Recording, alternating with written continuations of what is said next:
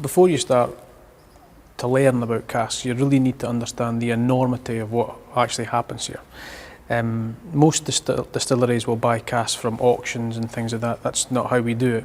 The reason we don't do it like that is because we want to get consistency of cask every single time. So what you do is you come into long-term agreements with cooperages, and one of our best friends is Tavasa here in Jerez de la Frontera, and they help source for us the trees, the casks, and the sherry. They help age the casks and mature them. But to give you an idea of what it's like, you really need to see, just the map, just to give you a rough idea. If you take where the forests are, just for Spanish oak, never mind American oak, which comes from America, we have forests in Galicia and Cantabria that the guys will cut down trees in. They then take them to the sawmills, for example. We have, not we, but the Tavasa have them in Lugo. You then cut the trees down, you then cut them into quarters, you then cut them into staves, the sides of the bits of the cask. But that's not over, that's just day one.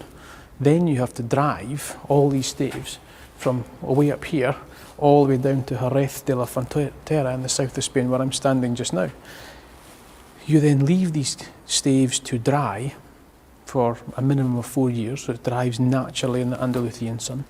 Then you make casks out of them. But you're still not finished with it then, because you then have to season the wood.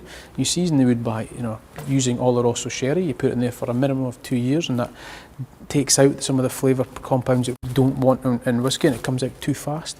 So we do that for 2 years, and then we ship the cask back whole back to Scotland. So from the moment of cutting down the tree to the moment we get the cask, it's a minimum of 7 years, that whole process. That's not something that happens overnight. That's a lot of time and commitment. But the reason we do it is because we are basically guaranteeing the best quality cask that money can buy, which means we're guaranteeing the best quality whisky that money can buy. And that's simply one of the big reasons why Highland Park just wins awards for fun these days.